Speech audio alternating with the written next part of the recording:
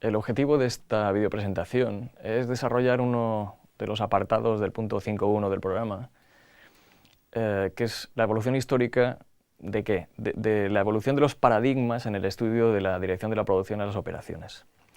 No vamos a remontarnos a la prehistoria, vamos a hablar de los últimos 100 años y vamos a empezar este estudio del cambio de paradigma en las operaciones con un personaje del que tenéis una serie de rasgos o una parte de la biografía recogida en los apuntes, que es Frederick Wilson Taylor, un hombre que desarrolla su actividad a finales del 19, principios del 20, muere bastante joven, pero tiene un impacto importante en el desarrollo de la dirección de operaciones.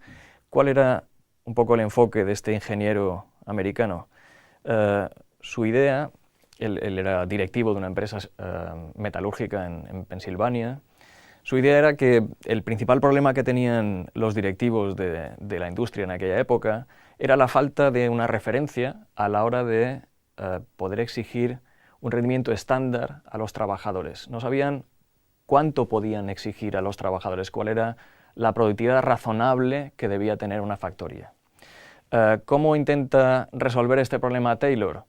Bueno, pues él, un caso raro en la época, había sido operario antes que directivo, y él pensaba que los operarios, por su propia experiencia, frenaban el ritmo de producción un poco a propósito. Él habla de las razones por las cuales lo hacían, pero en fin, esto no es lo que más le interesa. Él lo que dice es que las cosas se están haciendo en la industria un poco por tradición. Como no tienen una referencia de cómo se tienen que hacer las cosas, las estamos haciendo pues tal como se hacían. Los operarios antiguos enseñan a los nuevos y las cosas se hacen así, un poco por tradición, por herencia. Introducimos una nueva tecnología, pues tenemos un problema. Aprendemos sobre la marcha, prueba y error, cómo se debe hacer, y los operarios antiguos enseñan a los nuevos. Él dice que esto no es eficiente. ¿Y dónde encontrar la solución? Pues un poco fruto de la época, él piensa que la ciencia, que ha resuelto tantos problemas a la humanidad, se tiene que poder aplicar al estudio de la producción. Y lo hace. Aplica la ciencia al estudio de la producción y llega a la conclusión de que por vía de la ciencia se puede llegar a conocer cuál es la mejor manera de hacer un determinado proceso industrial y cómo se puede elegir de manera científica a los mejores obreros para entrenarlos en la mejor manera de hacer una cosa y que así se conseguirán mejoras en la productividad. ¿Por qué piensa que esto es el principal problema? Y al mismo tiempo que por esta vía encontrar la solución. Dice, bueno, la mejora de la productividad pondrá de acuerdo a todos, a trabajadores, a directivos y a dueños de la compañía, porque las mejoras de productividad conseguirán mejorar el beneficio que se repartirá entre estos tres grupos. Los obreros cobrarán más, los directivos también y los accionistas ganarán más dinero. Bueno, todos contentos. Y realmente la aplicación de sus teorías consiguieron enormes mejoras en la productividad. Lo que pasa es que, ¿a costa de qué? A costa de considerar el factor humano en la empresa como una parte más del proceso productivo, lo que en aquella época se llamó la mecanización o la concepción mecanicista del ser humano.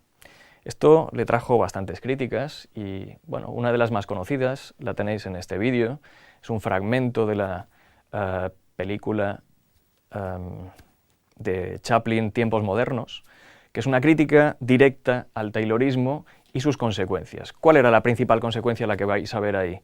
Pues el diseño de puestos de trabajo repetitivos, monótonos, fruto de una extrema división del trabajo. La alienación del obrero que se pasa, digamos, en la caricatura esta, 30 años de su vida apretando la misma tuerca. Bueno, esa crítica la vais a ver ahí, pero eso no significa que no se aplicara. Muchos empresarios aplicaron las teorías tayloristas, uno de ellos fue Henry Ford, y Henry Ford al menos aplicó la segunda parte, que era el reparto de esas mejoras en la productividad y el beneficio también con los obreros. Ford, conocido casi por todos por haber introducido la línea de montaje móvil en la producción, consiguió con ese avance técnico, fruto de la división del trabajo y de la aplicación del taylorismo, reducir los costes de fabricación del vehículo, de los coches, que hasta entonces eran un bien de lujo, hasta una tercera parte, una cuarta parte de su coste inicial, y al mismo tiempo subir el poder adquisitivo de los trabajadores.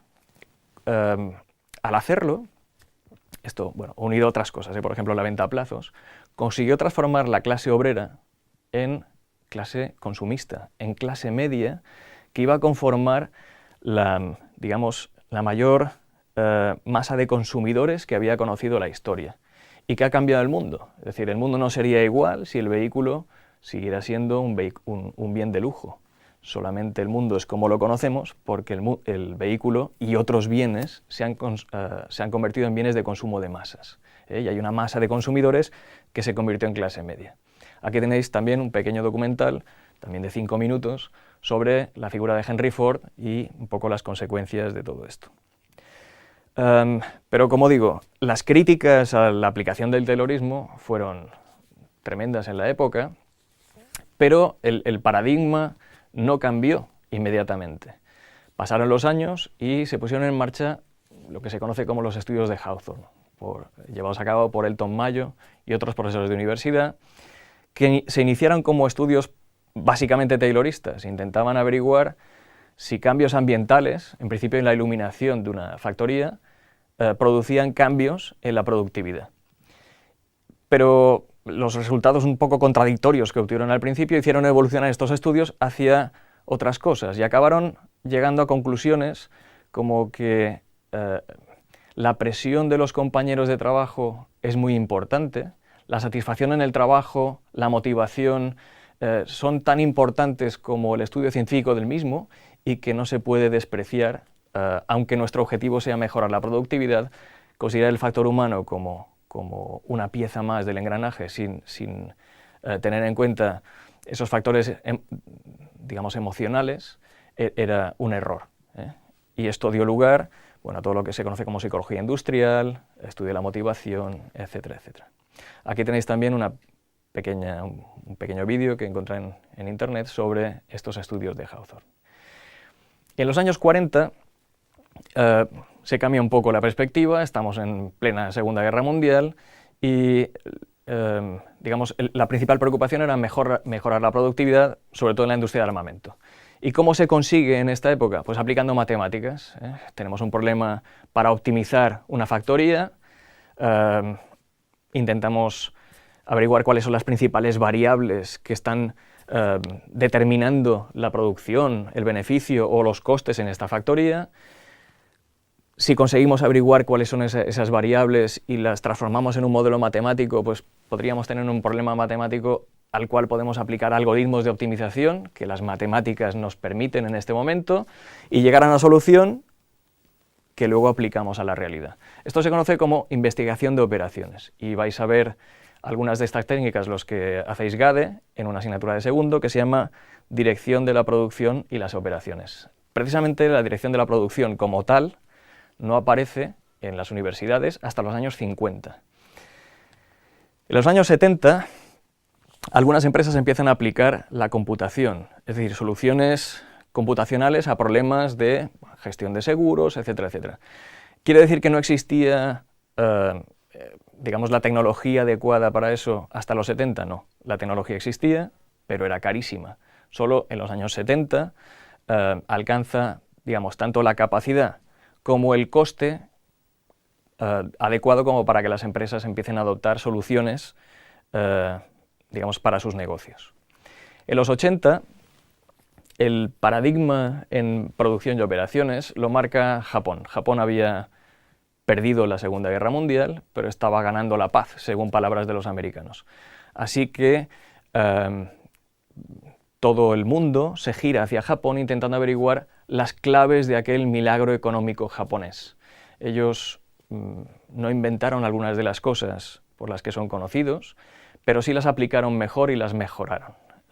Aquí tenéis un vídeo, un poco de moda de la época, de cómo algunas de estas enseñanzas sobre el enfoque japonés de la producción justo a tiempo, se aplican a algunas factorías inglesas.